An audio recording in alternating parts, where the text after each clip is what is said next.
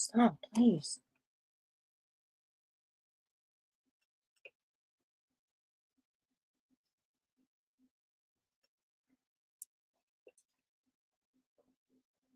Yeah, please.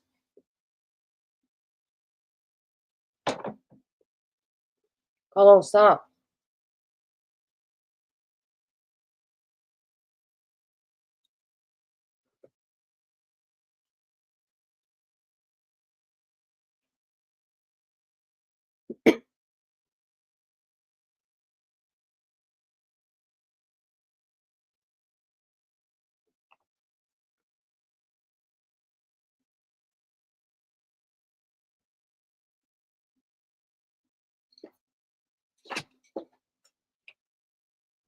Protect your pet and your wallet at lemonade.com/pet. Take up, take up, take up.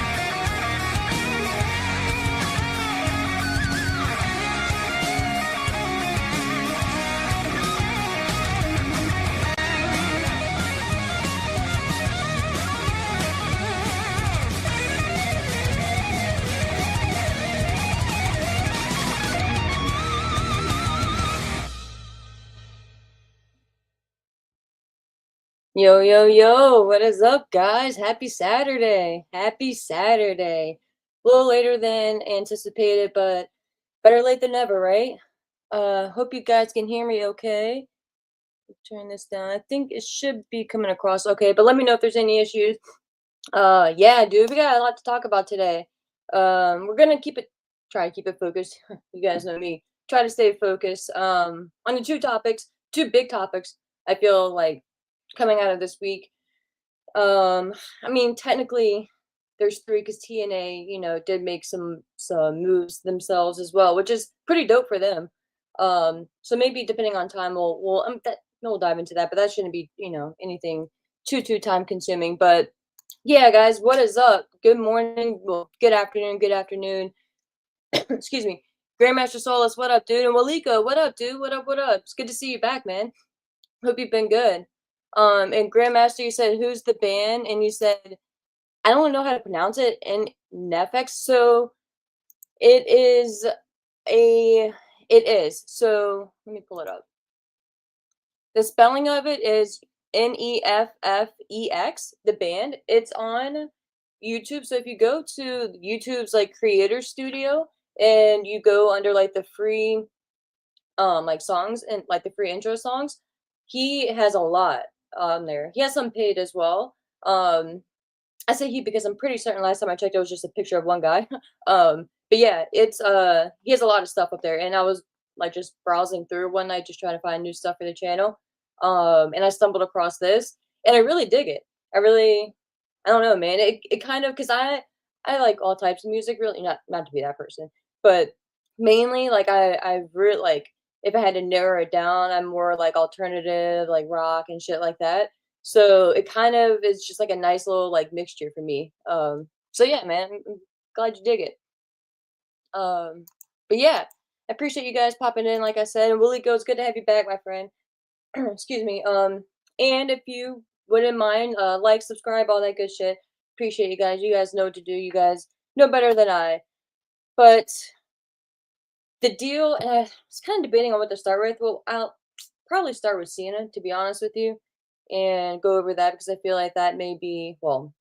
I I hesitate to say anything will be brief with me because you guys know me by now.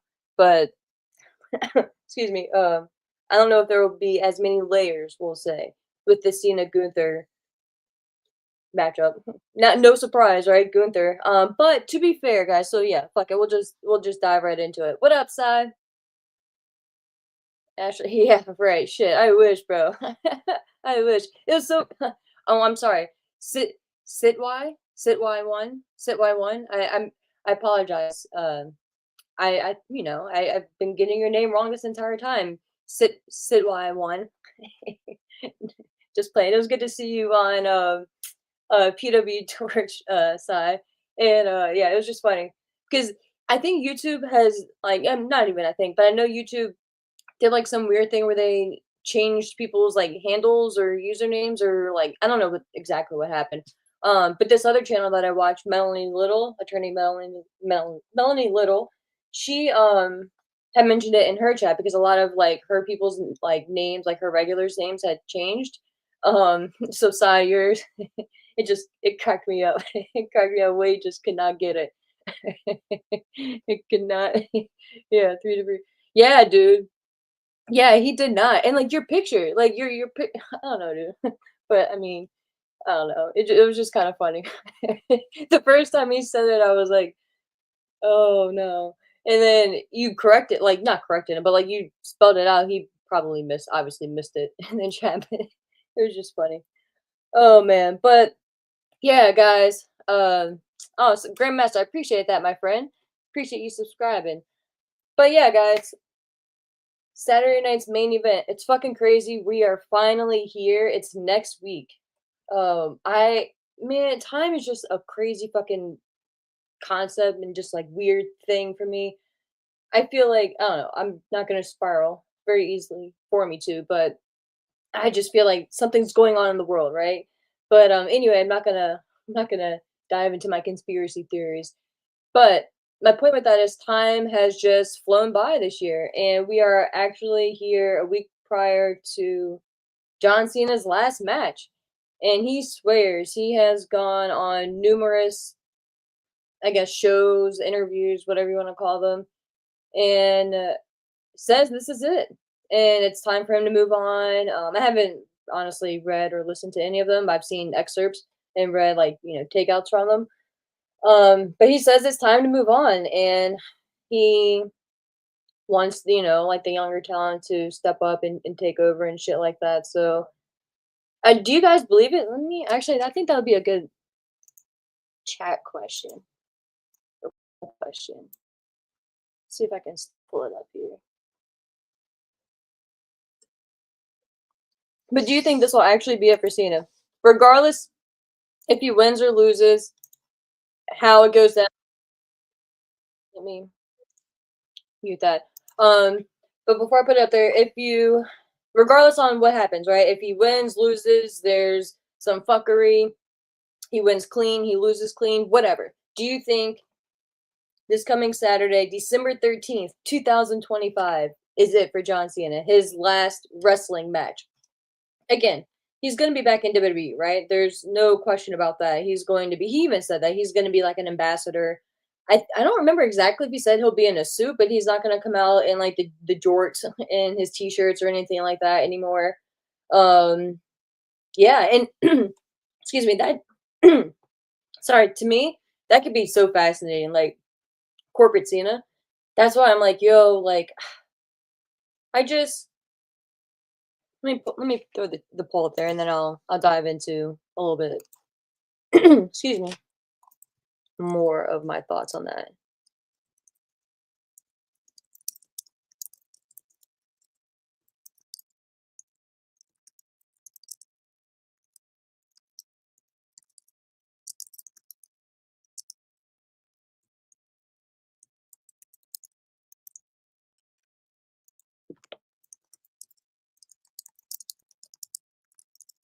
All right, sorry guys for the dead air. I'm just typing creating the poll really quick.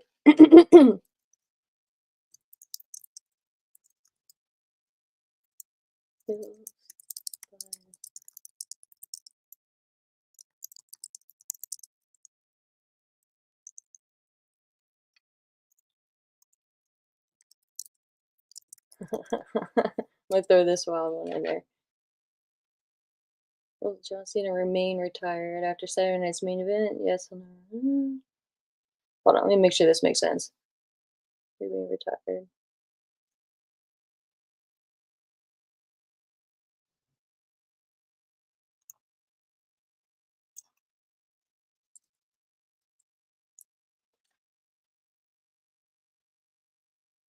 All right. Why is it not creating? I'm gonna change this.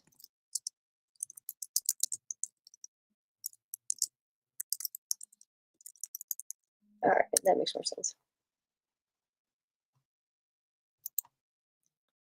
All right, is this really seeing this last match? I'm glad you guys are. Yeah, keep yourselves entertained in the chat. I appreciate you guys.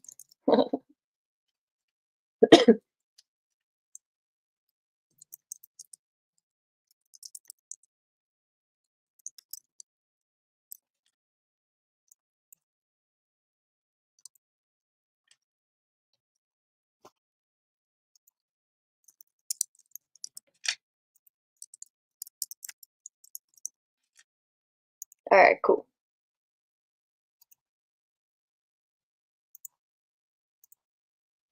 All right, is this really Cena's last match?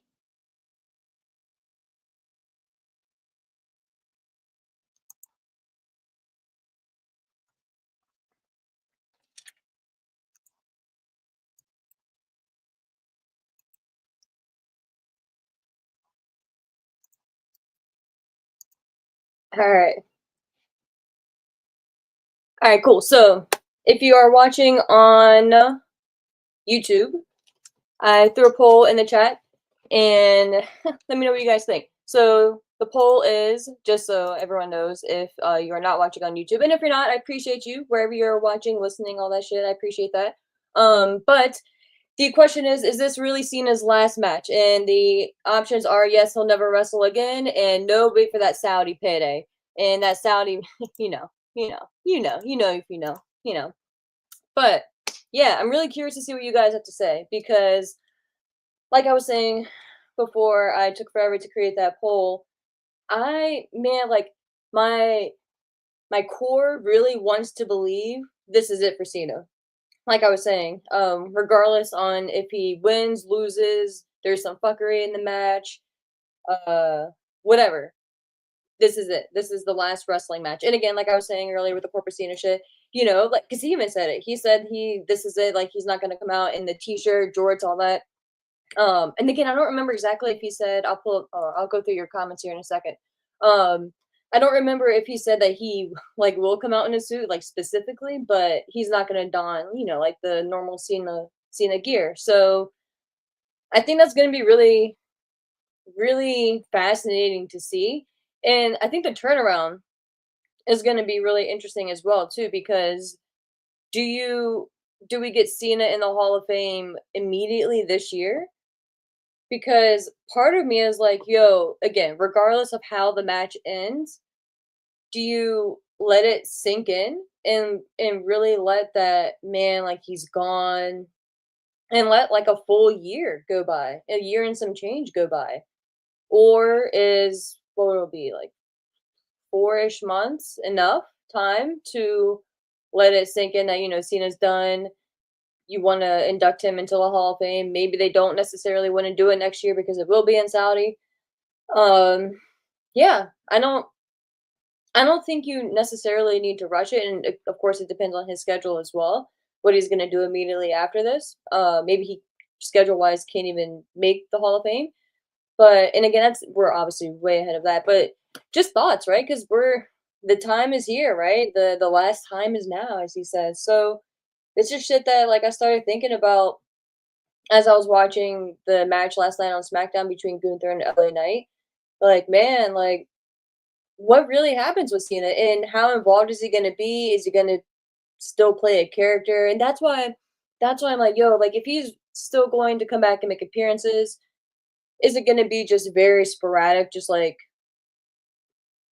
almost like a host type thing and just come in and just make like, like just like cut a promo and then leave type thing? Or is he gonna come back and play an on-screen character, which I don't necessarily see because if you do that, especially with like the whole like corporate figure, and it's not like they need a general manager or anything like that. Nick Aldis and Adam Pearce are fantastic in their roles, in my opinion. Um, Probably the best we've ever had, or the best we've had in years. Um, so I don't know because anything that you do with Cena on screen wise, I would imagine you would want it to lead to a match, right? Like if he were to be some type of authority figure or anything, even just for the night, like if he makes a match and the bad guy is pissed off at him, and shoves him or gets in his face, like people are gonna want to see that match and people are gonna want to chant or people are going to chant one more match and shit like that. So to me, man, that's why I'm like, ugh, if I had to like put a percentage on it, I would say I'm like 95%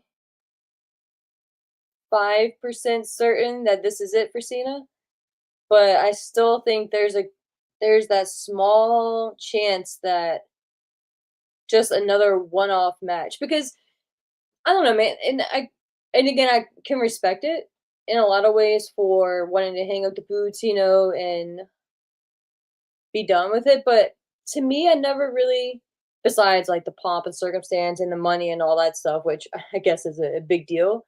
But why would you want to really make that type of declaration, especially if it's not a medical reason, right? Like, you don't know what the future holds. And I don't know, man. There's just so many possibilities and so many scenarios that could come up in the near future, right? Within the next 5 years, with so many great and cool young talent, right? Like you got like Braun Breaker. He's already interacted with Dom, but this is just Dominic hasn't even like approached his peak yet. So just imagine what he's going to be in 5 years. And there's just I don't know, man. There's just so many different. They're just the two guys that came to mind, but there's just so many. Not even to mention like your excuse me, like your Ricky Starks, your Obafimis, and your guys in NXT. Shit, Ethan Page, man, I feel like they would have like a great little promo segment. You know what I mean? Um, don't sleep on Ethan Page, man. He's dope. But I don't know, man. Like unless it's and shit, we've seen like Edge, like Edge, Page, Daniel Bryan, Bryan Danielson.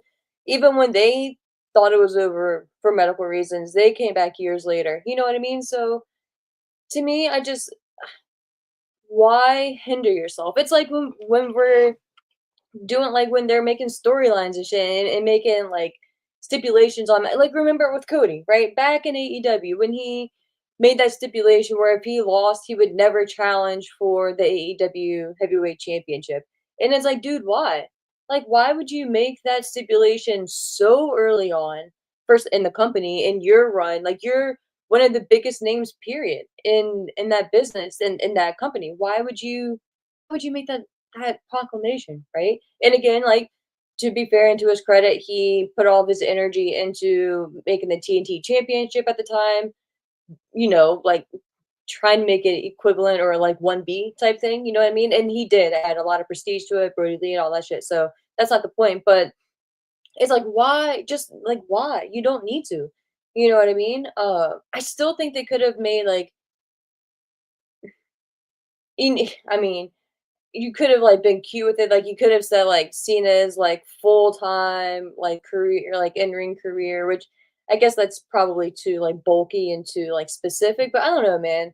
I understand, like I said, why they want to do this for marketing alone, marketing, merchandise, all that shit, right? I totally understand the business side of it, and on Cena's side too. But like I don't know, man. Like again, if you're seeing, and maybe I don't know because I was gonna say again, like if you're seeing it like that potential for that one return match, but I would feel, and that's part of the reason too why I didn't, bite the bullet on really like dishing out some money to get tickets because part of me just feels like this isn't really it. Like there's something's like that one return match. You remember Shawn Michaels? I mean that maybe we shouldn't remember that. But and again, like it wasn't.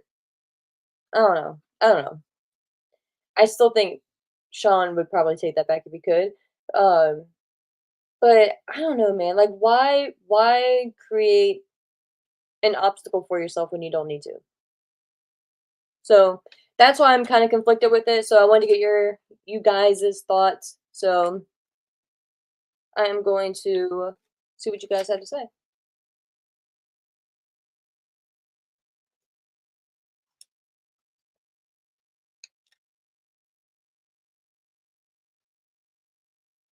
Oh, okay. So you said I looked into the doxing thing. It's a permanent thing for YouTube. It's so everyone's name is unique and we're not impersonating anyone. Okay, I can respect that. Fernando, what up, my friend? What up? What up? You enjoying this weather, dude? Fucking beautiful. This week has just been beautiful.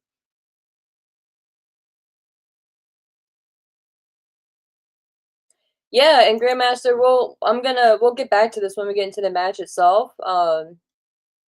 So yeah, regarding passing of the torch and all that. So that's a very, very valid question, my friend. I'm gonna come back to that. And exactly, Fernando, you said they all come back for one more match, Ash. I know, dude, and that's why I'm like, bro, like I want to believe Cena, right? And I don't know, like part of me feels like Cena to his core, like he is really serious about this. But man, if Triple H and like the company were to come to him a year from now, 2 years from now, 4 years from whatever, at least a year, right? But a year plus from now, and they were like, "Yo, we really need you." Like, if for whatever reason the ratings are tanking, or they need a big money match, or Saudi is really pitching a fit, whatever, and they're like, "We just like a one time only," like like they did with The Rock, one time only, and then end up being back to back. Um, man, I don't know, man, and with Saudi being or with WrestleMania being in Saudi in 2027, that just feels kind of funny to me, man. So we'll see.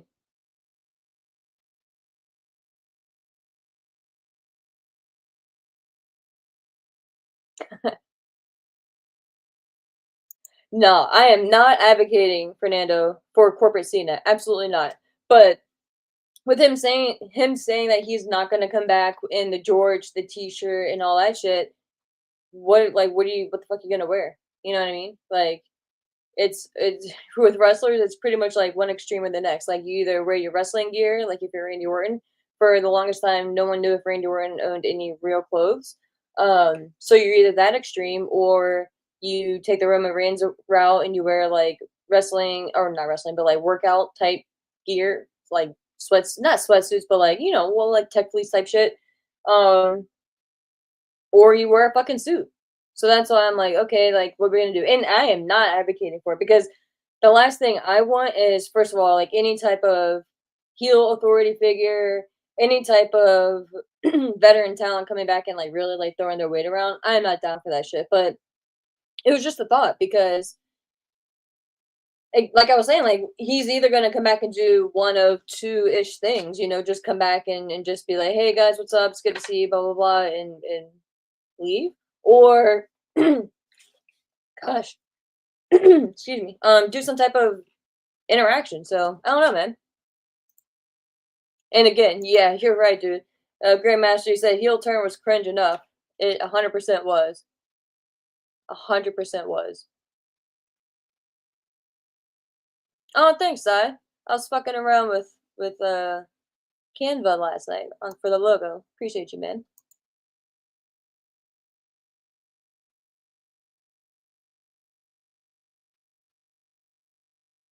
Wait, what the fuck? Hold on, Fernando.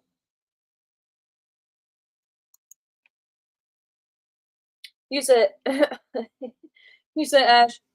What are your thoughts on the Bret Hart allegations against HBK and Vince McMahon having a secret love affair? Where the fuck did that come from? Yo, I love my guy Bret, dude. My guy, he pulls no punches, right? Literally. Ask Vince. But, he has been kind of off the chain lately, so I have not fucking heard of that, but I will put that on the list to look into later. What the world? I just don't even see like them being each other's types, like Vince or Sean. Like I don't know, man. That's wild.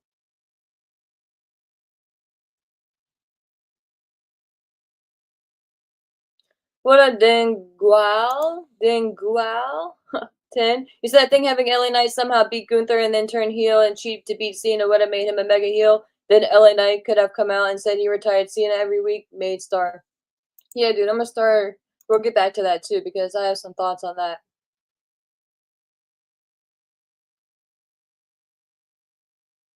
Blah blah blah.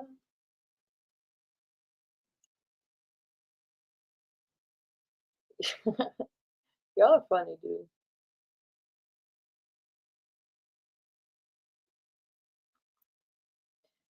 Do I watch Intern John? I have no idea who that is, dude. Blythe. What up, Blythe? I have no idea who Intern John is. I have no idea who he is, dude. But apparently he has a Gunther rant. But yeah, I will check that out. And shit, maybe it's something.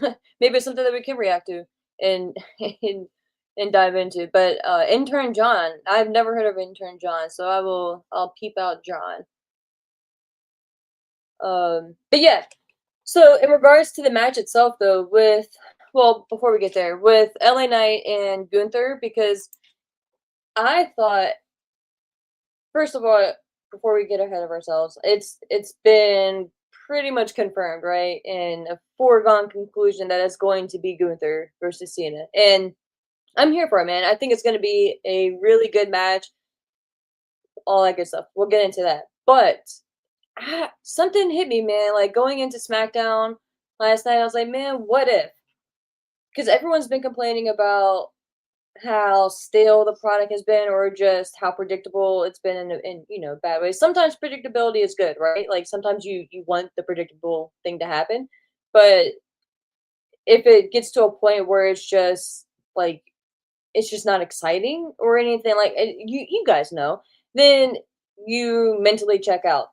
So I was thinking, shit, man, what if Triple H pulls a fast one and he goes, fuck it?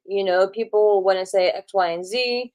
They want to assume they know what's going to happen, and Gunther is going to be facing off against Cena.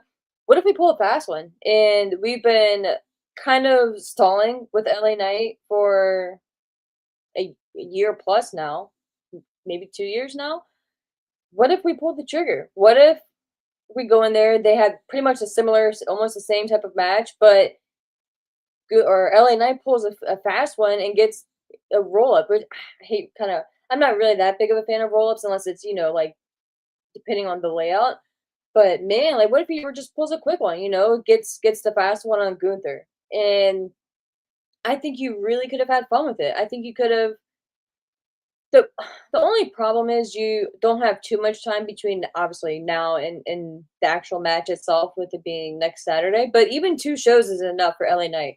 I feel like he could have really had a fun well, he could have had 2 fun segments on Raw and SmackDown leading into next Saturday. However, you could and then that depends too, like, if you want to go, like, he's gonna mock Cena or call him out or play, like, the respect role, which I think if you're LA Knight and if that situation is where we were at, just fucking just attack Cena, man, just go after him, just destroy him, right, on the mic, because that's what Cena would do, right? That's what a young Cena would do, and just fucking go after it, and, I don't know, man, I think we possibly would have a different outcome. I don't maybe not. But I think because I think if you would have pulled the trigger on LA Knight beating Gunther, you definitely would need to have him beat Cena as Den Guo. Sorry, man. I'll just call you Den if that's cool. Den 10 had said. Um, where they go, I think having LA Knight somehow beat Gunther and then turn heel and cheat to beat Cena would have made him a mega heel. Then LA Knight could have come out and said he retired Cena every week, made it star. And the heel part is dicey because of how loved LA Knight is. So I would maybe teeter on that. But dude, like you said, somehow beat Gunther and then beat Cena and and then still come out and say and gloat how he beat Cena every week. I think you're onto something, man. And that's what I'm not gonna say hoping because like again, Gunther and Cena, it's gonna be I think it's gonna be a very fun match. I think it's gonna be very hard hitting. I think Cena is gonna tell Gunther, go out there and just beat the shit out of him. Like I think it's gonna be one of those matches where like Cena's chest is just like Gunther's opponent, Cena's chest is just mangled, just bleeding from the chops and shit. It better be. It better be. And I'm gonna try to hold off on that to stay focused. But with LA Knight, man, I was just like, man, like they really have a possibility to do something very shocking here because no one would have thought that LA Knight was gonna win that match, right? And again, it was a good match between him and Gunther. I think it was a really solid match, and it makes sense having Gunther win. I'm not against it at all, right? I'm just trying to look at all avenues that we had, and I just kind of feel for LA Knight too, man, because the dude he just keeps getting like so close, but he just can't crash through that ceiling, dude, and it's just like, ugh, ugh. So, I don't know. I just that's my thoughts on LA, and I think because I think I even tweeted out like, man, like I have what if it's LA's night, like what if they pull a fast one and they didn't, so it is what it is. But now that we do have the official match between Gunther and Cena, again, I think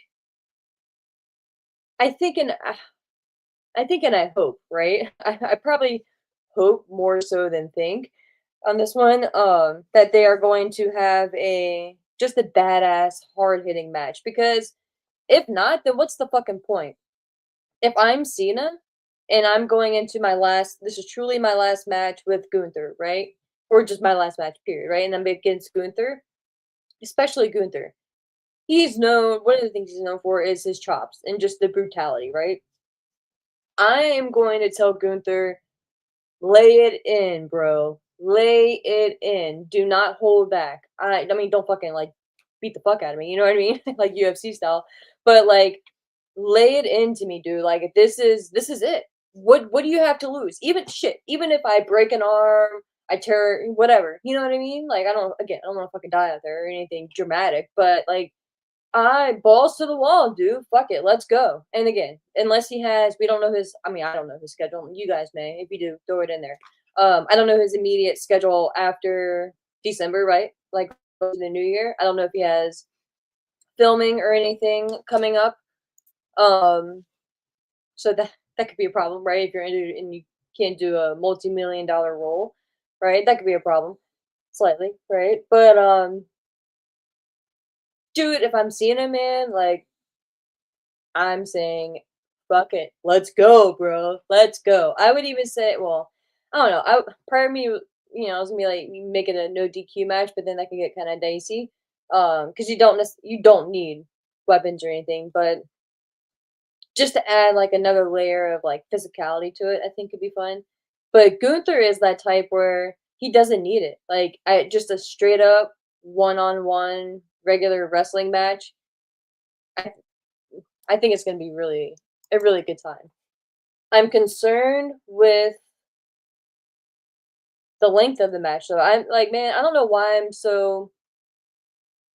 Um, I just have like a fear that they're gonna have time constraints, or they're gonna run out of time, or they're not gonna be able to fit everything in. I don't know. I just like I think like the whole Goldberg thing and just. But again, to be fair, they're not on NBC, right? It's just airing on Peacock, I believe. Um, I think I heard that somewhere. So let me see if it says it on here.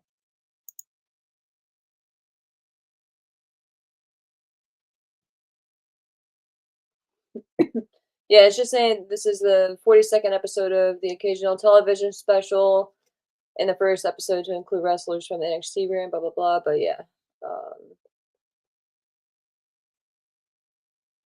yeah, it doesn't say specials on NBC's.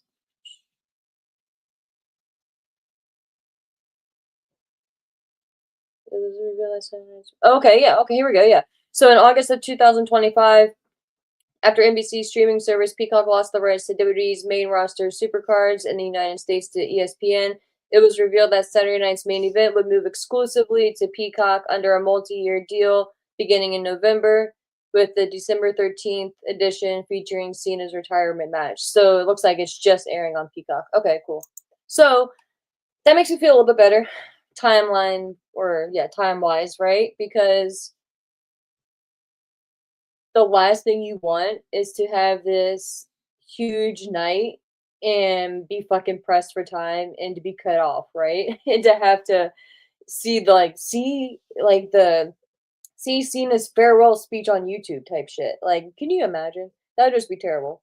Um, so yeah, like, and that's why I'm like, I dig what he's doing with having NXT involved and wanting to showcase the younger talent because this is going to be one of the biggest nights of the year, right? Totally respect that.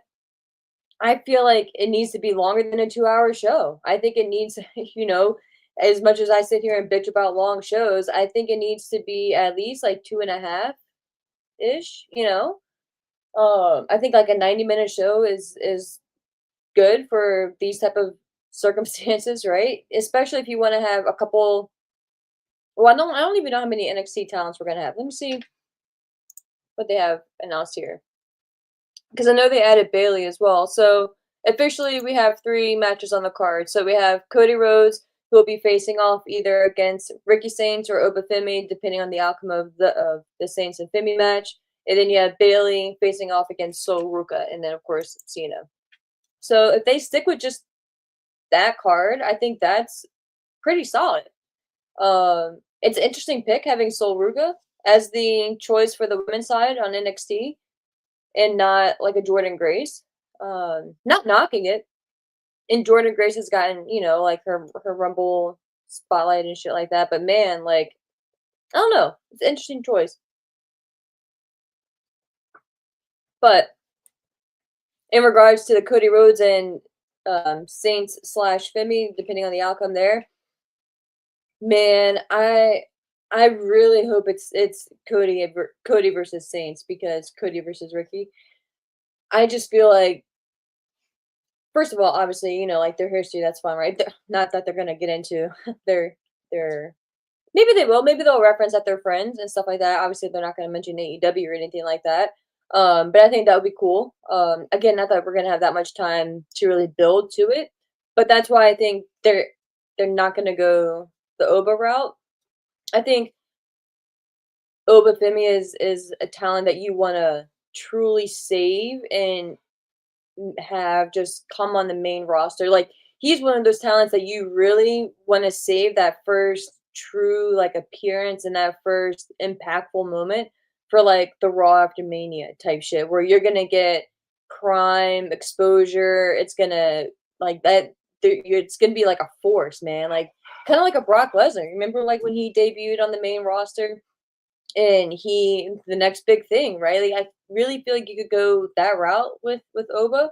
So I wouldn't want to see them kind of just force, a match between him versus Cody Rhodes. While I think the exposure would be fucking just fantastic for him, right? And I mean, shit, if I'm Oba Femi, like hell yeah, like I'd want to be on that card. Who wouldn't, right? But I think if I'm WWE, I would want to play the long game with Obafemi and really kind of keep him in the back pocket. I wouldn't even want to do a Rumble like debut with him, to be honest with you. And again, me, I know it's only December, and maybe it's still a long time between now and April, right? Which it is, a good amount of time, not too long, but a good amount of time. So, do you really want to keep Obafemi like on the shelf for all that time?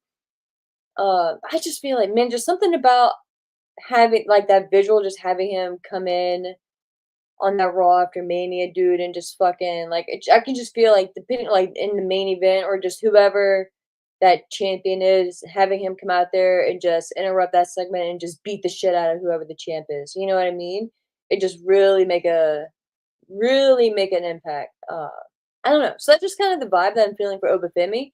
Whereas with Ricky Saints, you can toy with Ricky, right? Like, yes, I feel Ricky is going to be a big star. Is he going to be like a WrestleMania main eventer? I hope so. I don't know. But I feel like with him, you have more flexibility because of his dynamic, right? Like his size, his promo ability. I mean, come on. Ricky Saints and Obafemi are two complete polar opposites, especially when it comes to characters, right? Like Ricky is that guy where he can kind of slide in almost anywhere, whereas Oba is a fucking machine, dude. Like Oba, you need to treat as a monster, you know? So, at least in my brain. So with Ricky, I feel like, yeah, I feel like, and because in my opinion, you wouldn't want to have Oba go up against Cody Rhodes being the new champion, and then I mean, it's no shame to lose to Cody Rhodes, right? But I don't know, man. Like just with the presentation, I just would go a different route. So it's kind of where I'm at with Obafemi. But with Ricky Saints, again, you can use. I feel like you can really take advantage of a loss to Cody with Ricky Saints, right? So I feel like you have Ricky retain. It'd be officially Cody Rhodes versus Ricky Saints. They have a fantastic match, right? Like a good wrestling match. They have a little bit of, like the commentators have a little bit of callback to their friendship, their history together, whatever. I would love to hear them say it in another company, but yeah, I don't think they're gonna go that far. But just like their friendship, right? Outside of the ring, sweet, some type shit. And a solid wrestling match. Cody obviously is gonna get the upper hand, get the victory here, but that kinda adds like a chip to Ricky's shoulder, right? And he can use that to call back on when he needs it in the future, when he eventually does make his main roster debut and he's ready to kind of go from there. Um, I feel like Ricky Saints is almost like one of those talents, kind of like a Braun Breaker, where like they're going to flourish so much better on the main roster and just really amplify more than they are in NXT. Um, so yeah, that's kind of where I'm at with that. Um, yeah, I don't know. I just kind of my quick thoughts on the card itself. And then shit, Bailey and Sol Ruka, just I mean, Bailey is just such man, she's just such a workhorse, right? And it's this weekend. She's out actually here in Orlando, doing like a little seminar with a lot of um women on the indie scene who had submitted like not like kind of like an application or just like reach out like she was holding. I don't know if you guys saw it, but she had sent out this tweet maybe a couple maybe like 2 months ago or so, pretty much like telling female wrestlers to hit her up, and they were gonna do she was gonna do like this seminar type thing or whatever, and just like give back to wrestling, and it was completely free. And she ended up getting like Charlotte to come along, and God, someone else was there too. I was like, yo, that's so fucking dope. Bailey is just such a good human, right? Like just such a good fucking human being. Not that I know her, right? But you just get that vibe, dude. Because besides what I just said about the seminar and everything, Bailey, I don't know if you guys follow her, but she is that friend, dude. She is so fucking supportive. Like she is at all of her friends' events. Like she wherever I don't know, dude. Like wherever a good friend of hers is like having like a big like match or like whatever, having some type of event or something important is happening to them, that girl is there. So shout out to Bailey, and we all need a Bailey in our lives. But I'm gonna dive into the chat here, and then we'll move on to the Netflix and Warner Brothers deal because that shit's pretty interesting.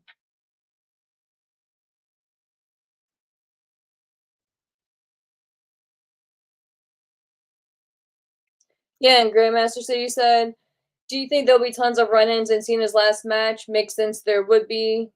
Why wouldn't you? It's his last match. Yeah, and that is a good question, right? Like how is the match going to end? Is it going to be clean? And I don't know, man. I'm kind of torn. Like, do you really do like all the pomp and circumstances and all that, and have like everyone and their mother run in, kind of like what they did in WrestleMania 40, kind of have like multiple different stories and threads and talent like played into one? Or do you keep it clean and do you just keep it a solid excuse me, a solid wrestling match? And like who was it? And like like you said, Grandmaster, that have John pass the torch to Gunther cleanly. You know what I mean? No funny business, no nothing. So yeah, maybe I don't know. Part of me, I don't know, man. It did because I feel like we've just been seeing so many run-ins lately. Part of me doesn't want to see that. Part of me just wants a straight up, just solid match. But again, like you said, it is the last match, right? So if you're gonna do something, if you want different talent to be involved, if you want a story to come out of it, like a potential or a specific feud rather for Gunther to come out of this, you could. And that could be something too, right? Like that could be some I don't know, like Cena with Cena's, hustle, loyalty, and respect thing, like in the integrity bullshit, like do you really want someone to come in there and cost Gunther the match when Cena, like, let's say it's a situation where, of course, the referee got knocked down, Cena's knocked down, Gunther's gonna do some fuck shit to Cena, and then someone comes out, beats down Gunther, Cena gets up, doesn't know what happened to Gunther. Gunther's kind of like Rocky. He hits a couple AAs and then gets the victory that way. and then whomever attacked Gunther, that's the story coming out of it because Gunther's enraged, and we get that vicious Gunther coming out of it. You could, um, but I mean, like, I don't know, man. You could be, and now that I say it, like, it could kind of give Cena the out to win his last match because he has been losing matches. He just lost, again to Dom. Um, so that would kind of save Gunther and Cena and help Cena, the same token. So kind of a couple birds, one stone type shit. Is that is that popular though, right? Like is that like a good idea? Like I don't know. To be honest with you, I really don't know what I want out of this last match. I just want it to be a good fucking match. Like I don't want some quick 5-10 minute match. Like I want it to be 15, 20 plus minute match. I want it to be solid. I want to be able to bask in the moment, dude. Like that's the whole point of this, right? Like the whole point of this show is to savor John Cena, as disgusting as that sounds, right? To embrace and soak up all that is Cena for one last time, right? So if that's the point, like I don't want it to be fucking 9:45 and Gunther and Cena are making their way to the ring and we got to be out at 10. Like I would be fucking livid, dude. Especially if I paid hundreds or thousands of dollars to be there, which I'm obviously not. But if I was there in person, and that was another reason, because I don't know, man, I just have like a weird feeling. I don't know. Maybe it's just WWE's, you know, traumatized me now, but I don't know. I just have like a weird feeling. But as much as I have a weird feeling, I have a better feeling that they understand the assignment, right? And they understand the importance of not fucking up this match and not fucking up this night. So I don't necessarily see them running into a situation like that. But yeah, and it depends too. Like, well, I guess on Peacock you're not gonna have you'll have your ads, but I don't know, man. I hope whoever is timing the show, they got this shit down to a T. Especially if this is gonna be the final card, like the final form of the card, and this is what it is going into it. All right, you know a week ahead, so you better be fucking shit. If that was me, I would be working on that shit today. That's what my Saturday would be consisted of right now. Would be timing out and laying out exactly what the focus is for Cena, how we want to present the night, how because to me it should almost be like a love letter to John Cena, right? Like throughout the night you have clips of like his storied career, like from the very beginning, that clip of him or that picture of him when he's like a child holding up that little paper belt, right? Like splice that together. Like WWE's production is just like the next level, right? Like they one of the things you cannot shit on WWE for is their production, the team that they have who does those video packages and all that shit. Like props to them, dude. Like the crew that they have is just top notch. But the whole night should be like a love letter and a dedication to Cena, right? And just kind of like a timeline throughout his career, like some of his biggest matches and shit like that. Like go back from the very beginning when he won the US championship, right? At WrestleMania, what was it, 21? So yeah, dude, just really milk it and really build to the main event. And then I say they have the main event. If we're going, we'll just call it like a 90-minute show, right? We'll say like they're going an hour and a half. Call it like, well, what time are they starting? Is it 8, 7, or 8? Let's see. 8 p.m. Okay, yeah. So we'll say they're gonna go till like 10:30, 10:45 ish. Because I'm assuming with Peacock they won't have, like I said, that hard out, which makes me feel better. Um, but I say if you don't have like Gunther, because I'm assuming Gunther is gonna make his entrance right first, right? So if you don't have Gunther making his entrance at call it 9:20, I'm gonna be a little concerned. And maybe that's dramatic, right? But I'm just saying because Gunther's Gunther's entrance isn't gonna take that long, but Cena's, you need to milk the fuck out of that. You need to really emphasize this is it, and not like you don't like, kind of take that back because like you don't need to do anything. You just need to let Cena be Cena, right? Like Cena is going to be emotional. We've seen it just in the shows building up to this last match, right? So I can't imagine if this is truly, and I that's why I really want to believe him, right? Like I believe in my heart, and I believe that Cena wants to believe in his heart that this is truly it, right? So with this being it, he is going to be emotional as fuck, man. Like I'm not gonna say he's gonna come out there and like start crying, and like during his entrance, maybe after the match, maybe get teary eyed. But you're gonna see it, dude. Like you're gonna see the emotion on his face, right? And really just soaking in that last entrance, right? For his match. Again, of course we're gonna see him in the future, right? But this is and as far as we know, this is the last entrance for him in for a wrestling match. So he with Stu, right? So he's going to really embrace that. And again, part of me even wonders, is he gonna run down to the ring? Of course, like half of me is like, of course he is, right? Like, how can you not? But then I'm like, yo, like, what if he just wants to like just walk down to the ring, and just like interact with the fans too? You know what I mean? So there's just so many things that I'm looking forward to with the whole night itself. Um, but yeah, so because and the point with the timing and everything, like I can imagine seeing this entrance taking a good 10 minutes between the entrance and the announcement, like the ring announcer for the match itself. So yeah, the ring introduction. So yeah, I said I said yeah, let's get to Cena first because that shouldn't take too long. And here we fucking are.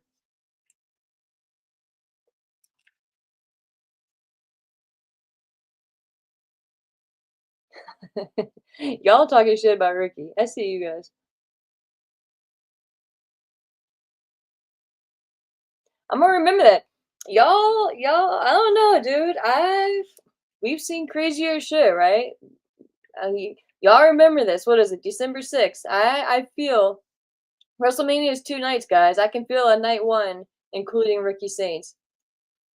Again, not saying it's gonna be within the next year or two or anything like that, but I can feel it, dude. Y'all, I don't know. Y'all remember this day.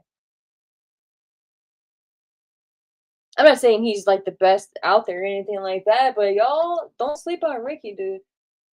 When that dude gets his opportunity to really showcase and really get the opportunity to like show what he is, I believe it.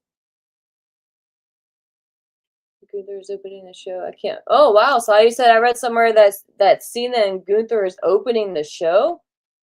No, I can't. I can't see that. I can't see that.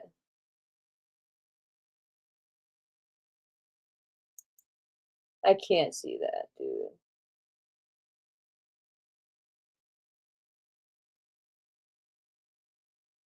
Oh, well, Lego, you said Oba should be the one to retire Brock on his main roster debut. That would be a fantastic match, dude.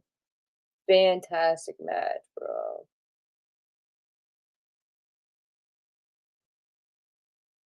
Did I compare? No, did I? No. So I was mentioning the fact that Ron Breaker and Ricky Saints are better talent on the main roster as compared to NXT, and they're going to shine better. I'm not saying Ricky Saints is gonna have the same type of impact on the main roster like Braun Breaker did immediately, but I think Ricky is going to do better on the main roster than he is in NXT. Is the comparison, because a lot of talent they are fucking killing it at NXT. They're like whatever, and they come to the main roster and they just flounder and they're just not even a factor, right? I think Ricky is going to be one of those where he's doing okay in NXT, like he's not taking it by storm or anything, but I think he's going to once he gets to the main roster, I think he's the type of character that will do better with that sports entertainment war spotlight. And and that's what Braun Breaker because Braun Breaker, yeah, he was doing good in NXT and everything, but I don't know, like there was a lot of like I don't know, man, like he just wasn't you could tell there was something there, right? And you knew that there was something there with Braun Breaker, but it just especially with like he was a good face, but they just weren't really they didn't know the direction to go with his character. And it was really kind of fucking with him. But when he got on the main roster and they kind of for the first couple months, they kind of let the audience really see how they were going to react to him and see like, okay, like what direction are we gonna go in? Is he gonna be a good guy, a bad guy, that tweener route? What is he going to what position is he gonna be in? And now we know. And now it feels like he's been on Raw for years in a way. You know what I mean? And he, in my opinion, is night and day the character that he was in NXT. So yeah, so that's where I'm coming with. That's where I'm coming with.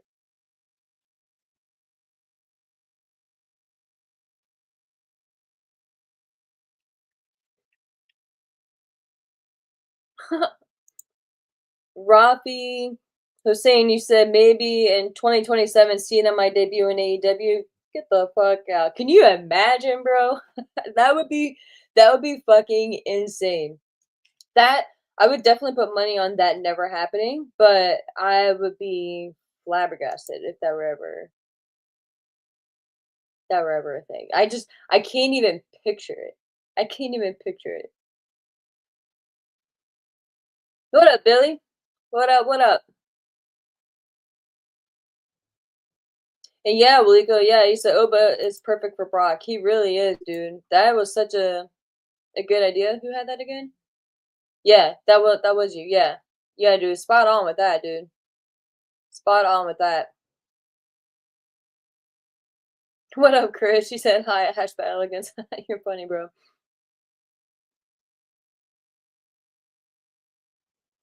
Oh, Grandmaster. Okay, you coming in hot today, bro.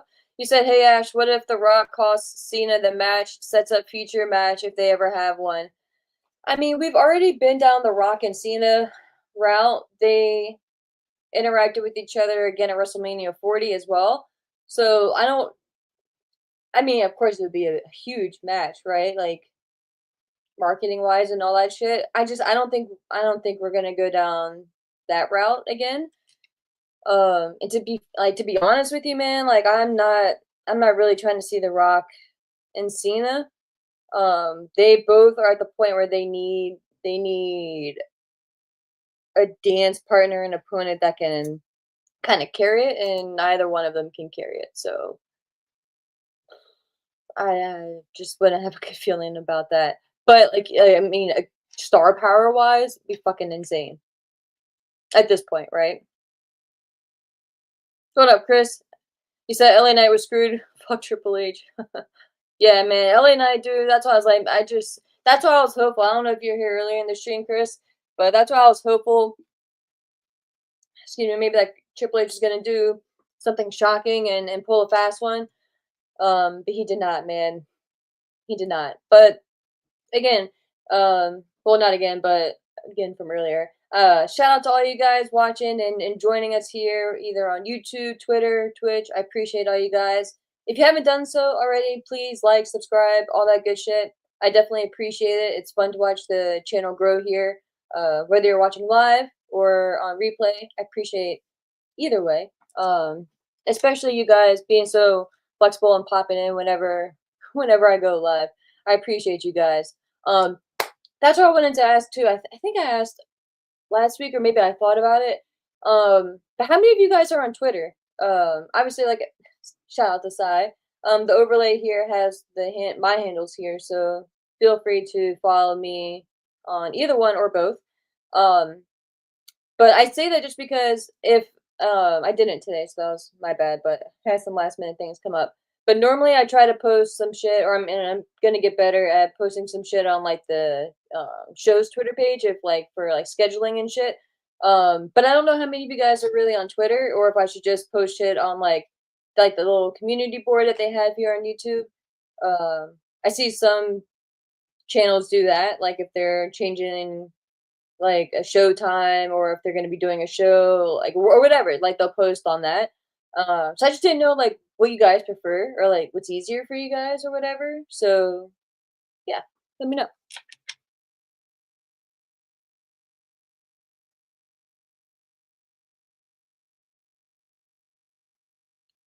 Yes, I am, my friend.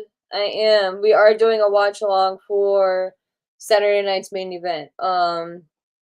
Yes, I requested it off. I actually did not get it off, but I got my shift covered, so I will be off.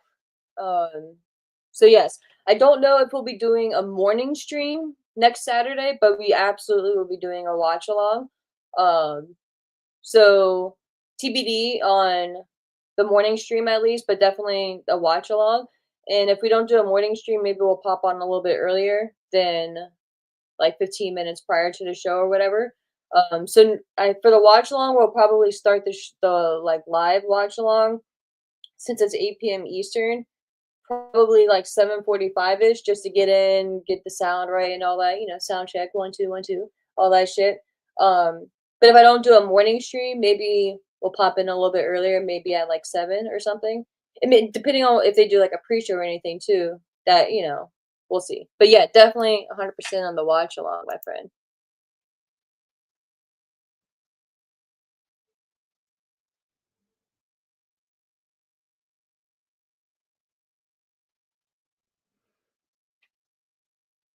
Yeah, Fernando, you said Sol Ruka was the right decision. She's going to be one of the best women wrestlers the WWE ever had on the main roster. She's so fucking talented, dude. Like, you're right, man. And again against Bailey, I think that's such a good pairing. So I think that's gonna be a low key sleeper. I don't think it's gonna be match on the night, but I don't think it needs to be. It's just a showcase match, and I think it's gonna be really fucking solid for Sol Ruka, man. And again, Bailey's the perfect opponent for that.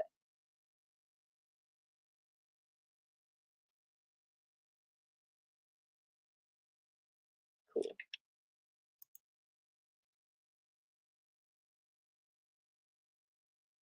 I appreciate that, Chris. So you got like Ash, I got a lot of respect for you. I appreciate that, Brent, my friend. Appreciate that. The elegance brand, Ash by Elegance, yeah. It fits, right?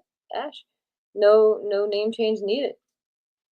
But yeah, so we will get into the Warner Brothers Netflix deal here before we wrap up.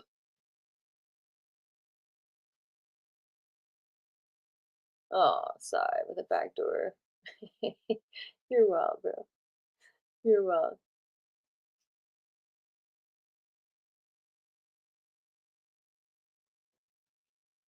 What up, man? What up? What up? I don't know if I can say the first name, but Glory P, you said I am the seventh. I am seventh, like just because you were on my YouTube timeline. Hey, man, what up, dude? I appreciate you popping in, bro. I seem to be popping up on a lot of timelines here today, which is pretty cool. Maybe the key is to go on a little bit later on Saturdays. Get a lot of pop up on a lot of random people's algorithms, right? That's pretty cool. But I appreciate you guys popping in, saying hey. But moving on to the Warner Brothers Netflix deal and all that shit. Because it's not directly affecting AEW right now, from what I've seen and from all the reports coming out, but potentially, obviously, it could. The deal is interesting though because apparently it's not including TNT and TBS as of right now, but it does include HBO Max, which is another distributing platform for AEW, right, with Dynamite. So that's interesting. And in hindsight, maybe Tony Khan was onto something with not moving all of the pay-per-views strictly onto streaming, like strictly onto Max.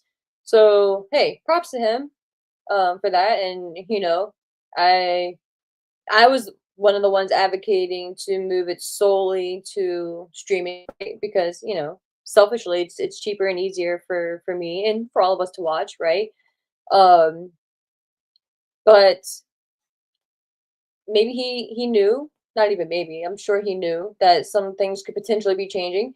And maybe he was just like, you know what? I'm just not gonna completely remove it, right? So props to him for that. If he knew, he kind of read the seas before uh this was really a thing.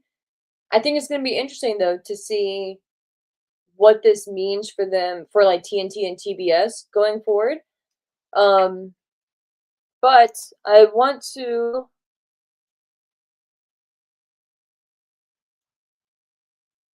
pull up the article here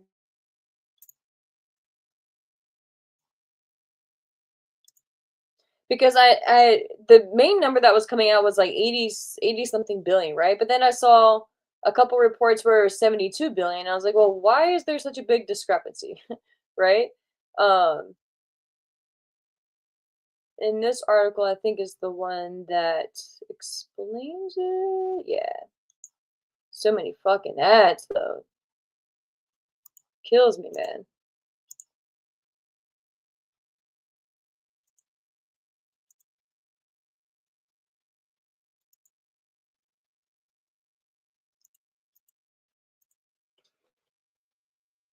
All right. So,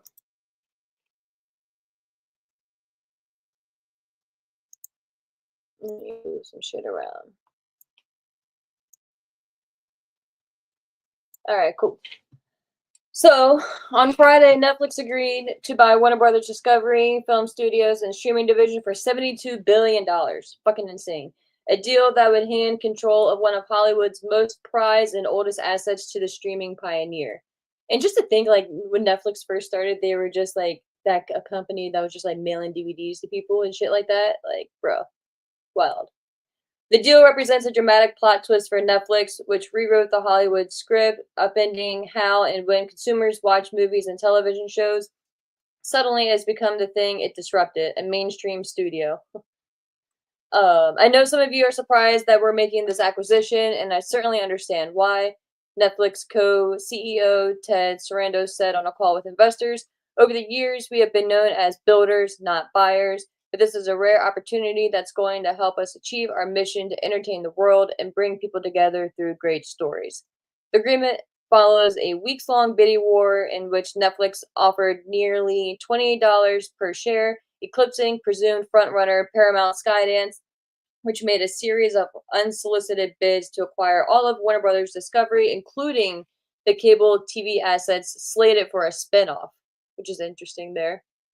Netflix, which has spent a decade developing such original series as Stranger Things, Bridgerton, and films like K-pop Demon Hunters, got me there, will gain access to Warner Brothers' vast trove of content built over the last century, including marquee franchises such as Game of Thrones, Harry Potter, and DC Comics roster of superheroes, including Batman and Superman, which is wild.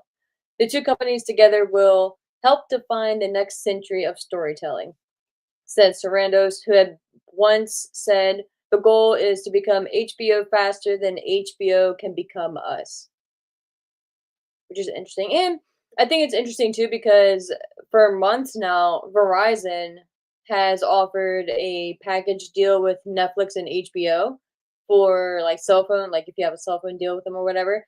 And I was just like, that's just a very interesting pairing. And here we are. But Warner Brothers Discovery shares rose 3.2% to $25.33, while Netflix fell about 0.2% and Paramount 6.1%. Sucks to be Paramount, dude. Paramount and Comcast, the third suitor, did not immediately respond to requests for comment. Paramount offered $30 a share for Warner Brothers Discovery and is considering making a takeover offer directly to WBD shareholders, CNBC reported. Reuters could not verify the report, and it was not immediately clear when the offer was made. And now there is some scrutiny, so there is a possibility that the deal does not go through. So we'll get into that. The Netflix deal, however, is likely to face strong antitrust scrutiny in Europe and the US as it would give the world's biggest streaming service ownership of a rival that is home to HBO Max and boasts nearly 130 million streaming subscribers. There will be resistance from parts of Hollywood and various unions, said Tom Harrington, head of television at Enders Analysis or Analyst in London. HBO, the creative jewel, would be terribly exposed within Netflix, although it has survived difficult owners for a lot of its existence. Bum, bum, bum. David Ellison led Paramount, which kicked off the bidding war. Okay, yeah. So this is important, which kicked off the bidding war with a series of unsolicited offers and has close ties with the Trump administration, had questioned the sale process earlier this week and alleged favorable treatment to Netflix. Even before the bids were in, some members of Congress said a Netflix Warner Brothers Discovery deal could harm consumers and Hollywood. Cinema United, a global expedition in a global exhibition in trade association has said the deal poses an unprecedented threat to movie theaters worldwide, while former Warner Media CEO Jason Kilar said he could not think of a more effective way to reduce competition in Hollywood than selling WBD to Netflix. So, yeah, that's the main thing there, but it just goes on to say it has television series like Breaking Bad, Suits, but the monetary portion under the deal, each Warner Brothers Discovery shareholder will receive $23.25 in cash and about $4.50 in Netflix stock per share, valuing Warner at $27.75 a share, or about $72 billion in equity and $82.7 billion including debt. So that's where the 82.7 billion number came from. But this is interesting too. Right here, this is what I thought was pretty interesting. One of the things. Netflix has offered Warner Brothers Discovery a $5.8 billion breakup fee, dude. While WBD would pay Netflix $2.8 billion if the deal collapses. Netflix said it expects to generate at least $2 to $3 billion in annual cost savings by the third year after the deal closes. A $5.8 billion breakup fee. I fucking wish. I fucking wish. But yeah, there is that. The political side of it is pretty interesting as well. I was debating on getting into that, but don't think I'm gonna dive into it. But pretty much, like both parties here in the U.S., at least the Trump administration and some members of the Democratic Party, do not view the deal as being favorable to other companies. So there is potential that it may not go through. But like I mentioned, with Netflix not acquiring TNT and TBS, it makes you wonder, like, what does that mean for AEW? And shit, maybe for AEW, that's kind of a good thing, like you're just, like you kind of, like, I'm sure Tony Khan has a million questions, right? But part of me may be like, okay, like out of sight, out of mind, like shit, like they're not fucking with these stations right now. Like there's no talks of canceling the stations or dissolving the stations or anything crazy like that. Maybe I just want to sit here and not wave my flag or do nothing crazy, you know what I mean?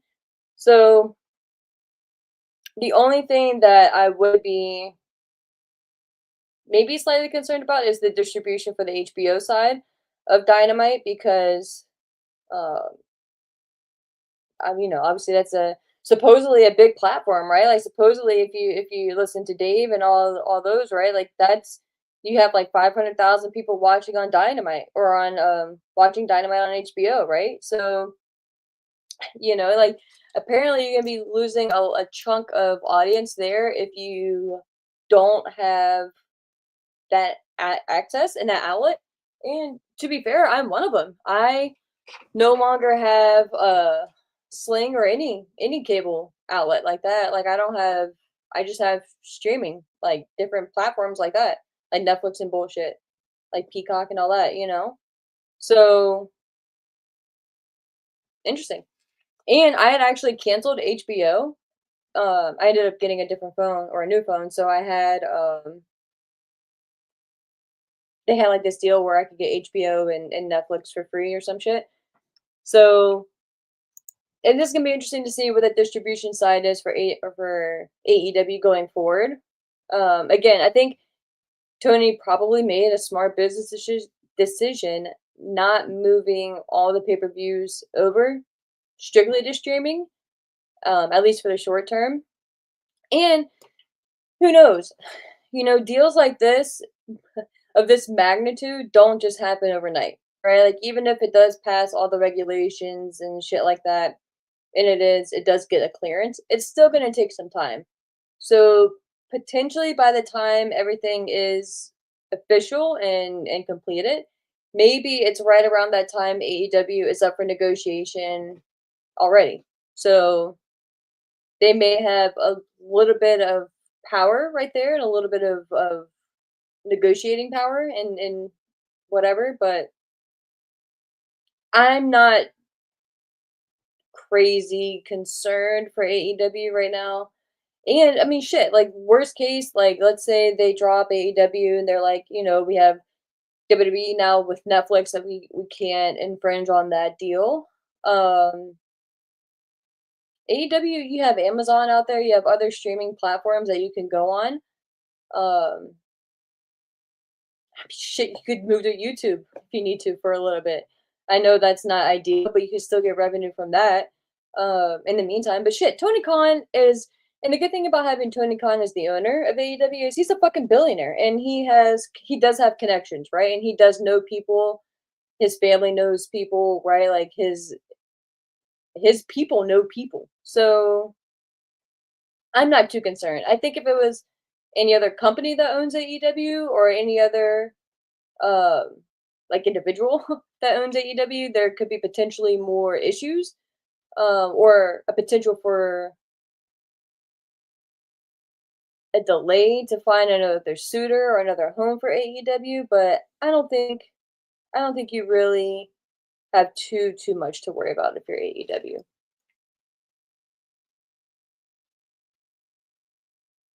But we'll see. We will see. Dave Meltzer. Yeah. I don't listen to Dave, but because you see people will like um take like quotes and like paragraphs and shit on Twitter. So that's how I see some of his takes. Um, all right, I appreciate that, Roy P. I appreciate that, bro. But yeah, I'm just gonna go through your comments here really quick, and then we'll probably be diving off here soon, guys. I appreciate all you guys for popping in here, like I said, and joining me on this fine Saturday afternoon. I'll be wrapping up here because it's already 1:33 and I gotta get ready for work here shortly. Sadly enough. All right, but cool, YouTube. Okay, cool.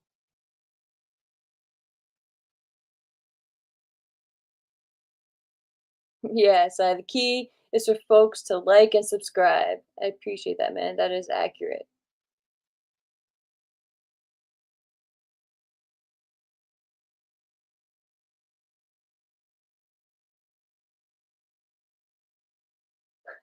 In 5 years. Yeah, right? Sign me too.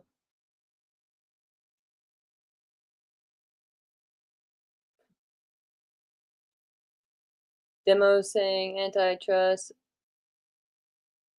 Yeah.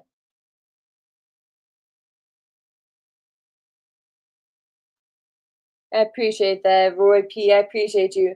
And Grandmaster said, Ash, how are your dogs doing? She's good, dude. She's good. She's actually laying behind me, sleeping right now. She's something else, man. I appreciate you asking, my friend. They have another about 2-ish weeks until we can go and get her stitches out. About a week and a half until we can get her stitches out. So excited for that and to just be done with this whole process. But yeah, man, I appreciate you asking. Maria, you said AEW going from TNT to YouTube is being disrespectful. Yeah, I mean, but at least you have a platform. You know what I mean? Shit. I don't ever see that happening, but shit. At least you'd have a like. At least you'd have a platform. At least you'd have a place to air your shit. You know what I mean? And you can get revenue from the ads. It'll just be temporary. I'm just saying, you have options. You have options. But yeah, dude. Um, I appreciate all you guys for popping in and, like I said, talking some shit with me and shooting the shit, shooting the breeze. Going over some crazy stuff, crazy thoughts. Ricky saying, "See, I'm just saying, we'll call back to this when that happens. I'm gonna remember this day. You guys remember this day too." But no, seriously, dude, I appreciate all you guys for joining me here and for supporting the channel. Means a lot. Like I said, I don't know what we're gonna be doing next Saturday morning, but definitely doing a watch along for Saturday night's main event. So feel free to pop in and join for that. Maybe we'll do a show tomorrow. We'll see how the day goes and see how things trickle out. See what pops up in the wrestling world and what we could chat about. If not, we'll definitely pop back on. But if nothing in the meantime, absolutely next Saturday for Saturday night's main event. So it'd be cool to see you guys here. But yeah, enjoy the rest of your day, guys. Enjoy the weekend. Stay safe out there. And until next time, my friends, enjoy some wrestling. Take care.